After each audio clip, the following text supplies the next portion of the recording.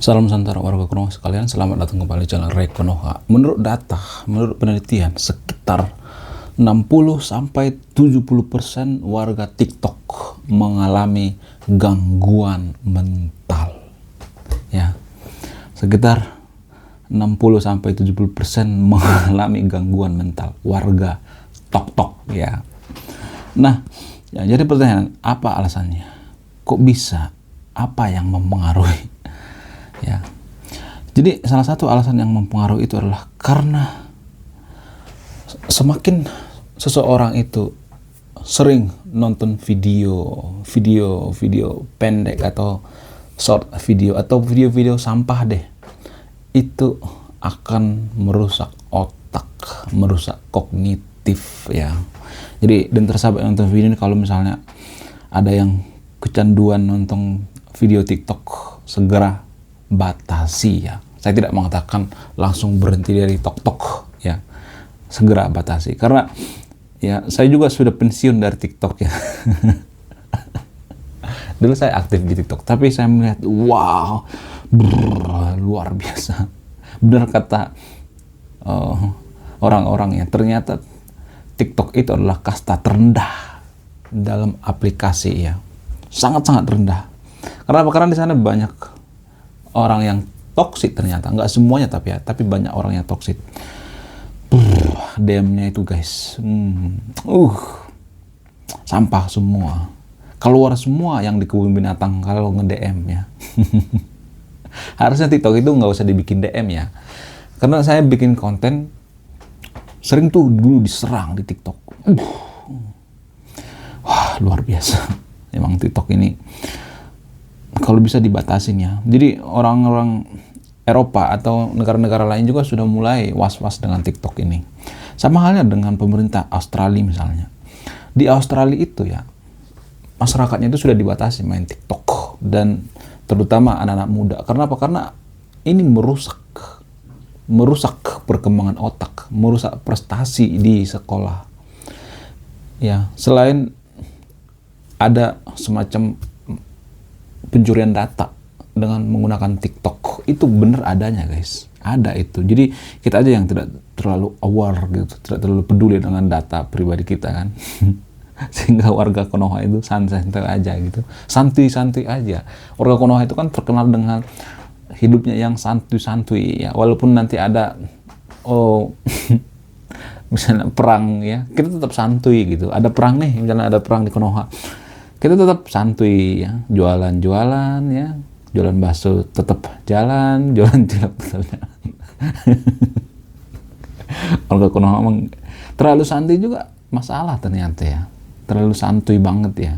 Jadi kalau boleh jujur ya, video pendek itu atau short video itu baik YouTube maupun TikTok dan Reels Instagram atau video Facebook pendek juga, itu bisa bikin literasi kita tuh semakin rendah. Makanya saya nggak bikin video pendek ya. Banyak kemarin yang saranin, bikin video pendek dong, bikin dong bang gitu. Saya nggak mau.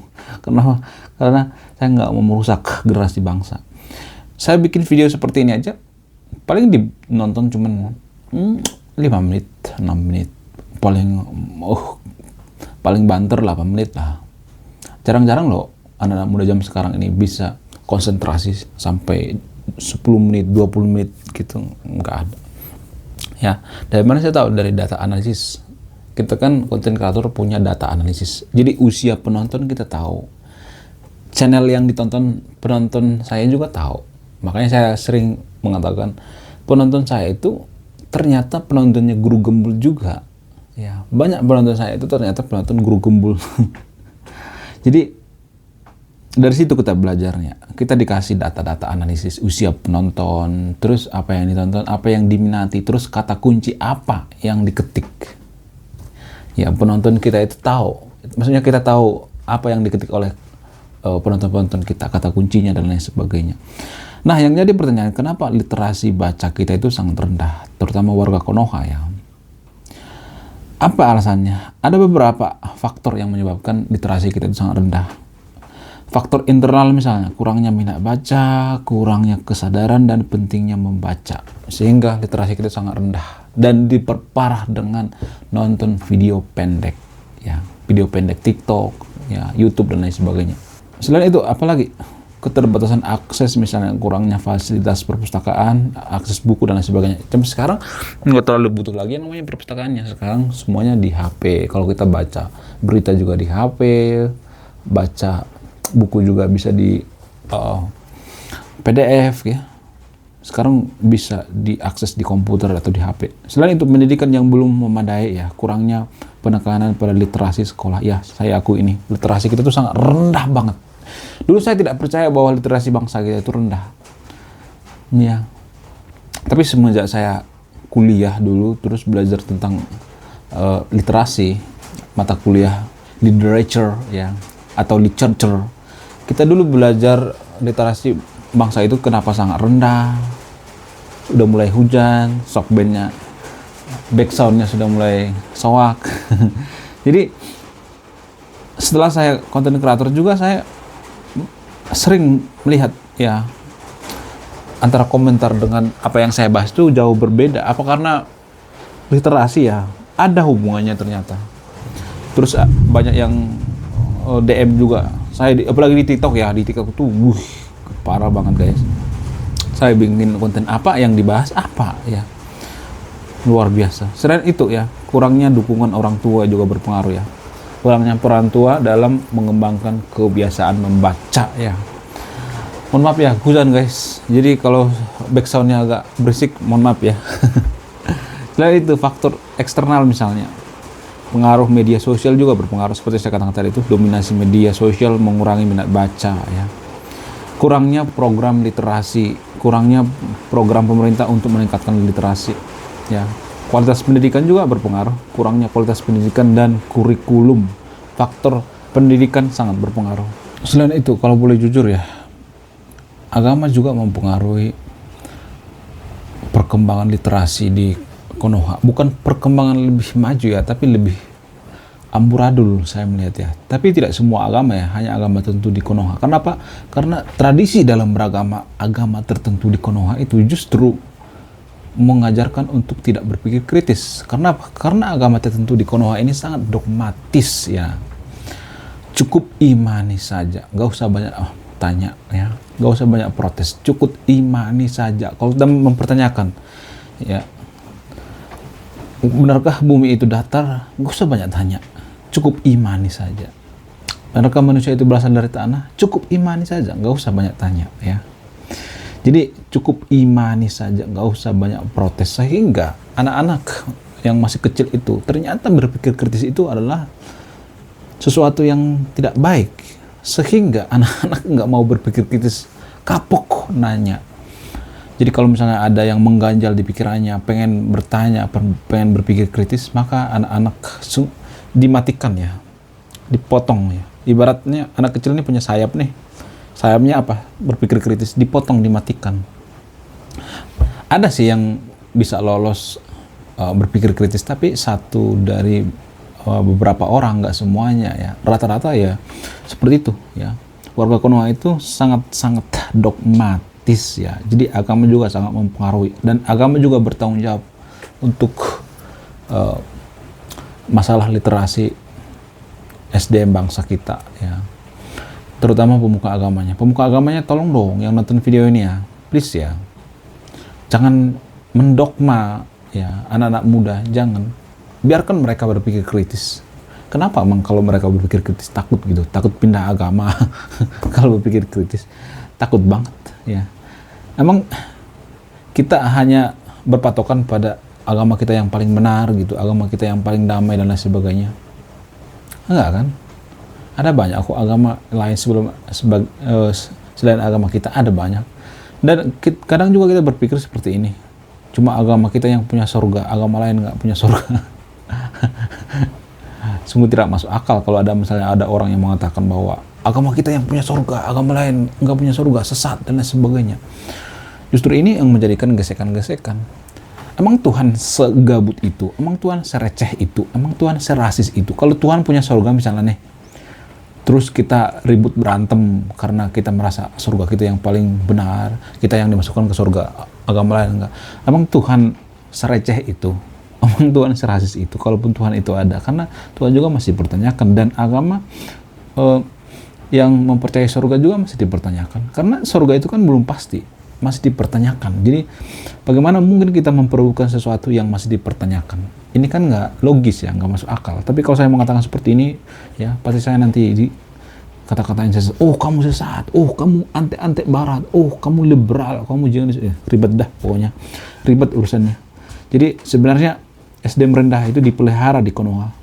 Dipelihara oleh siapa? Oknum-oknum pemuka agama, bukan oknum, banyak banget ya. Karena apa? Karena mereka makan dari situ. Jadi kalau muridnya banyak berpikir kritis, ya tidak bodoh dan lain sebagainya, maka mereka tidak akan dapat makan lagi. Ya, mereka akan kismin dan tidak bisa makan dari mendakwah agama dengan tarif ratusan juta. Tapi saya melihat ada perubahan yang sangat signifikan, yaitu orang-orang sekarang sudah beralih ke YouTube ya kalau belajar tentang agama. Udah banyak ya belajar ke sosial media, belajar tentang agama ya. Jadi mudah-mudahan lah ya, mudah-mudahan ada perubahan ya. Jadi kalau kita belajar dari sosial media itu kan kita ada banyak perbandingan ya. Misalnya nih influencer A ngomongnya seperti ini, influencer B ngomongnya seperti ini, influencer C ngomong seperti ini. Jadi kita ada perbandingan ya. Jadi kita banyak perbandingan dan kita banyak pilihan dan kita dipaksa untuk berpikir kritis. Ya mudah-mudahan. Selain itu pengaruh stunting juga berpengaruh ya. Berpengaruh guys. Menurut data, dulu pernah ya, 1 dari 3 bayi yang ada di Konoha itu mengalami yang namanya stunting. Stunting parah banget. Jadi orang yang stunting ini ya, seperti ini guys. Mohon maaf ya, nggak semuanya tapi ya. Mohon maaf sebesar-besarnya. Nggak semua netizen seperti itu. Apa yang kita omongin terus yang di komen beda. Ya, yang kita tanya apa, yang di komen apa. Jadi yang kita bahas apa, yang di komen apa. Dan biasanya orang seperti ini dikit-dikit agama, semuanya tentang agama, dikit agama, apapun yang kita bahas agama, dikait-kaitkan dengan agama, sangat dogmatis ya. Jadi orang-orang seperti ini salah satu penyumbang kenapa SDM kita itu masih rendah. Menurut laporan terbaru dari International Institute for Management Development atau IMD, dalam World Talent Ranking atau WTR 2024, daya saing keahlian sumber daya manusia Konoha itu berada peringkat 46 dunia ya. Peringkat ini naik 1 posisi dari tahun sebelumnya, berada di peringkat 47. Jadi kita tuh 40 guys. Gila. Kita jauh banget dengan di ASEAN aja, kita jauh banget dengan Singapura. Singapura peringkat 2 guys dunia. Bayangkan Singapura peringkat dunia 2 dunia dan Malaysia peringkat 33 ya. Sementara itu ya, berdasarkan hasil dari studi PISA 2022 yang lalu ya, Kementerian Pendidikan, Kebudayaan, Riset dan Teknologi ya, peringkat hasil belajar literasi Konoha itu naik 5,6 ya, naik sedikit lah dibandingkan tahun 2018 ya. Ya lumayan lah, karena faktor media kali ya. Kan tahun 2017 ke bawah itu baru media booming ya. Ya, saya juga tidak menyangkal adanya media. Media ini sangat mempengaruhi ya, mempengaruhi untuk kita belajar. Belajar apapun kan bisa di media sosial, di YouTube banyak itu tutorial ya. Kita bisa melihat berita-berita yang berimbang, tidak berita-berita yang mendoktrin dan lain sebagainya. Oke. Semoga Anda yang nonton video ini tetap berbahagia. Semoga makhluk hidup semuanya berbahagia. Saya Ray Konoha. Salam rasional.